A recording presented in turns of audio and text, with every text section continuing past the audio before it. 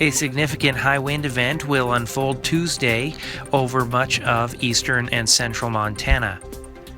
A high wind warning has been issued by the National Weather Service, highlighting dangerous crosswinds for travel and gusts from 60 to 70 miles an hour over the region. Winds of these magnitudes could cause property damage, power outages, and vehicle accidents on interstates involving high-profile vehicles. Individuals are urged to stay indoors during this high wind event, as flying debris could cause injuries.